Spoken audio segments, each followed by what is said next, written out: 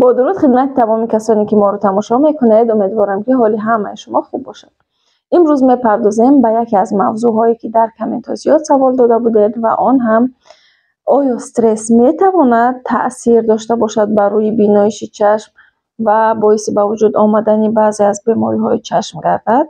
بله، البته که میتواند. استرس تأثیر مستقیم بر روی تمام عضوهای ارگانیسم انسان دارد. یکی از آنها تأثیرش بر روی سیستم هاضمه یا مخصوصا معده بود که در یکی از نوارها در موردش صحبت کرده بودیم. امروز باشد صحبت میکنیم تأثیرش بر روی بینایش چشمان، در کدام حالتها تأثیری که میرساند برقرار میشود با گذشت زمان و برطرف شدن استرس و در کدام حالت برطرف نمی شود، نیاز به طبابت دارد و در کدام حالت با وجود طبابت هم دیگر نمی توانید که سلامتی چشم را برقرار کنید. خب آغاز میکنیم از آنجا که هنگام استرس بعضی از هورمون ها میزانشان در ارگانیسم بلندتر می شود و این هم به اون خاطر است که ارگانیسم خطر را حس کند و ریاکسیون جوابی به آن داده تواند. اما در طی این بلندشوی ها تأثیراتی که ارگانیسم میبیند یکی اش رگ‌های خونگرد تنگ می شود، خونگردش در چشمان سست‌تر می شود و اینچنین مردمک چشم به خاطر آنی که خطر را شناسایی کند یا اینکه مرکز دیدش را وسیع‌تر کند گشاد می شود که این را تونل افکت می نامند و باعث پیدا شدن بعضی از تیرگی ها در چشم می شود. این یکی از نشانه ها. نشانه دیگر چون در این هنگام نفس کشی ریتمش را گم می کند، تیز و رویکی می شود، در نتیجه موازنت بین اکسیژن و دو اکسید کربن در درون ارگانیسم ویران می شود و باعث می شود که بعضی از معجرک ها یا اینکه ستارچه ها در پیش چشمان به وجود آید و سرچرخ زنی را نیز در پی خواهد داشت. علامت دیگر از حساب آنی که انقباض موشک های چشم بلند می شود، یعنی کشش خوری آنها زیاد می شود، پس امکان آن هست که بینایش ما از 100% تا 3 دیوپتر کاهش یابد. اینها نشانه های اولیه هستند که هنگام استرس ما در چشمانمان حس میکنیم. اما این نشانه ها وابسته به اینکه استرس ما چگونه است تغییر می‌یابند، زیادتر میشوند. مثلا استرس می شود کوتاه مدت، استرس های دراز مدت و در پی استرس های دراز مدت امکان مزمن شدن این استرس ها نیز هست. اگر استرس کوتاه مدت باشد، مثلا شرایط عادی است، همه چیز خوب است، اما یک باره ما بعضی از خطرها رو حس میکنیم. مثلا شاید از چیز میترسیم، از چیز به هیجان میاییم، در نتیجه این نشانه هایی که در اول ذکر کردم در چشمان پدید میآیند و با برطرف شدن همین استرس در کوتاه مدت آهسته چشمان میتوانند که به حالت اولیه خود برگردند. اما هستند استرس های طولانی مدت، یعنی در دراز مدت، در دوام هفته ها، در دوام ماه ها ما بعضی از استرس ها را به طور دائمی و منتظم حس میکنیم. مثلا در محیط های کاری وابسته به بعضی از شرایط کاری یا اینکه در محیط خانواده وابسته به بعضی از بحث هایی که در طولانی مدت دوام یابند و اینها مانند. اگر که این استرس در طولانی مدت دوام کند باعث می شود که میزان گرمان ها از جمله کورتیزول همیشه در سطح بلند باشد، رگ‌های خونگرد همیشه تنگتر باشند و خونگردش ویران می شود، مخصوصا در قسمت شبکیه و عصب چشم.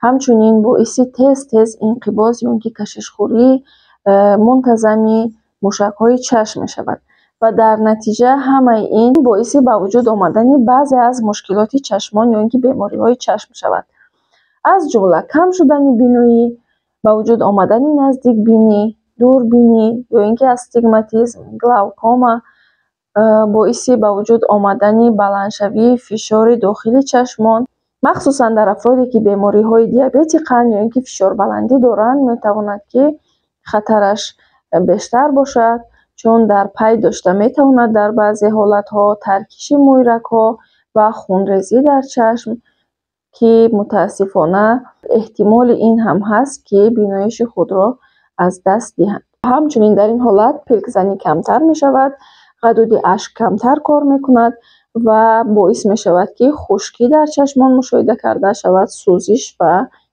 و این مشکلاتی که در چشمان تحت تاثیر استرس های طولانی مدت رخ می دهد حتما نیاز به طبابت دارد. اگر دیر کنید شاید قسماً بعضی از این مشکلات به حالت عادی بعد از طبابت برگردند و شاید هم طبابت نشوند و اما بدتر از این باز استرس های مزمن هستند.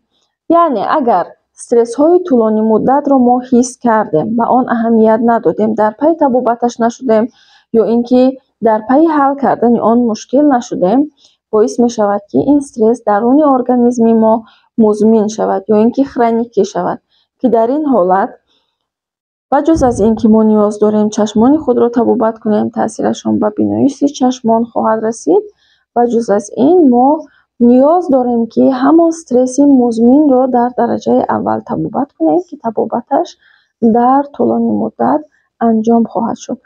پس نتیجه میگیریم که وقتی دیدید که خودتان به تنهایی الکی از پسی برطرف کردن استرس نمیبرید، پس حتما به متخصصان در این حالت مراجعت کنید تا که توانند یا با کمک مواد دارویی یا اینکه پسیخولوگ ها با کمک بعضی از توصیه های منطقی توانند که به شما کمک رسانند. در این حالت کمک هایی که ما میتوانیم به چشمان مخصوصا کنیم این است: یکیش که چشم را میبندیم و سبک چشم را به راست، چپ، بالا، پایین و طوری حرکت های مدور دور میزنانیم. آهسته نرم میتوانیم که پلک چشم را محض دهیم. کار دیگری که در این اثناء میتوانیم انجام دهیم این نفس کشیدن چقور است.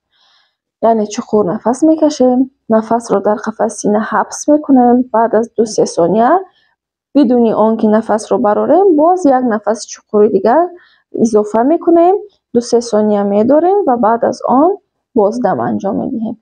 این کار را 5-10 مرتبه انجام دهید، حتما که تاثیرش را مشاهده خواهید کرد. و یکی از راه‌های دیگری که در این زمان کمک میکند برای کم شدن استرس این حرکت بدن است. اگر نشسته باشید میتوانید که برخاسته نشستن را تکرار کنید چند بار، یا اینکه میتوانید تست قدم زنید یا بعضی از مشق‌ها را.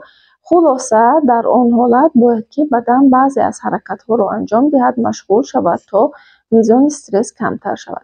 یا اینکه نگاه کردن توسط فرمولای 20-20-20، یعنی که وقتی کار را انجام داده شده و نگاه شما به یک سمت است، بعد از گذشتن 20 دقیقه نگاه را از آن نقطه برمی‌دارید و به فاصله دورتر می‌اندازید، یعنی 20 فوت یا اینکه 6 متر می‌اندازید و اون فاصله 20 ثانیه نگاه می‌کنید و بعد از آن باز برمیگردید به همون نقطه‌ای که پیشتر نگاه می‌کردید و میتوانید که این کار را با گذشت هر یک 20 دقیقه تکرارا انجام میدهید. باز در این حالت کمک رسانده میتواند نوشیدن آب زیاد، تست اسپیلک زدن تا اینکه چشمان تر شود و از خشکی چشم نگاه داشته شوند و خواب کافی نه کم از 7 ساعت. اگر شما این کار را کنید حتما که در آن حالت استرسی درون شما کمتر می شود و تاثیر منفیش نه تنها اینکه به چشمان بلکه به دیگر عضوها نیز کمتر دیده می شود.